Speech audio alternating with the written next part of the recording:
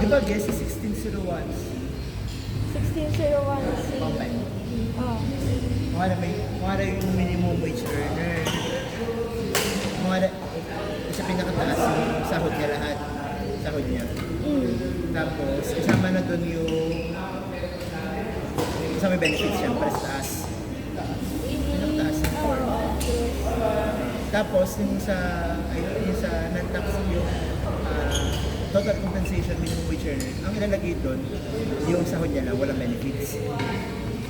Lahat kasama yun. Basta Hindi pa kung ano yung SSS nila. doon, kasama na yun. Lahat, basta lahat namin yung wage earner. Gross salary na. Plus yung benefits na Mga sa pinakataas. less yung contribution. Yun doon. Bali din sa pangbawas sa taas. Meron kang 100 pesos na gross salary kasama lahat. Kasama lahat. Ay, di yun sa pinakataas mo gross compen. Tapos, ang contribution mo 10 pesos lang. Bali, ang lalagyan mo dun sa total compensation ng minimum wage earner, 90. Tapos yung 10 dun sa may line ng assistance. Kasi Para yung total nun, zero pa rin.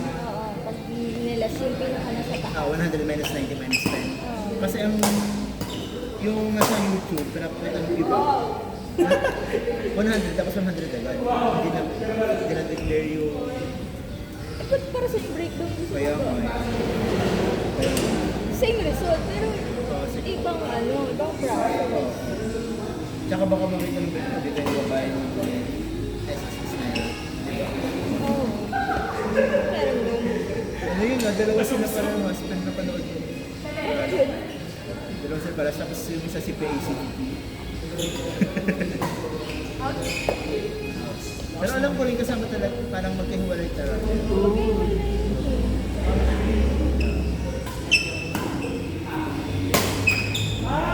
Ay nako!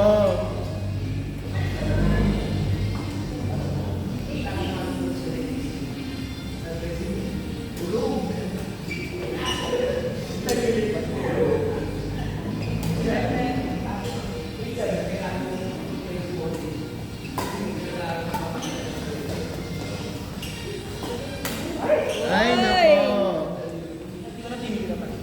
Dapat para mahataw ka siya.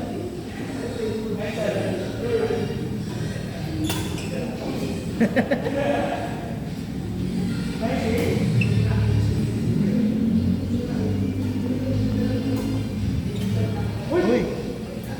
Cross country ah.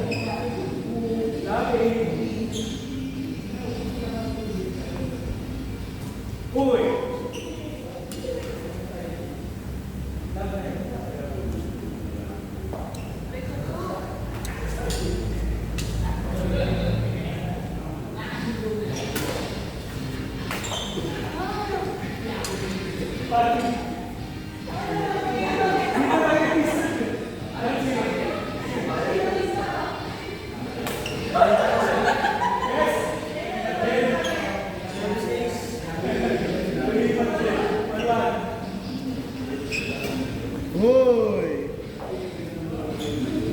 Sobrang powerful mo naman.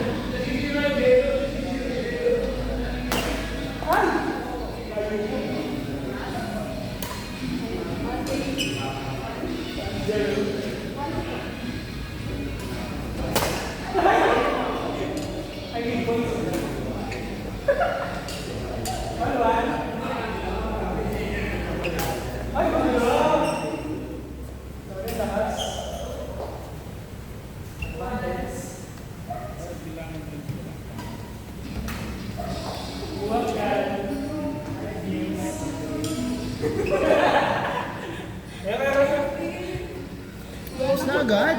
Matatapos na. Tinanong ko si Grace. Wala na kailan tama ka tayo.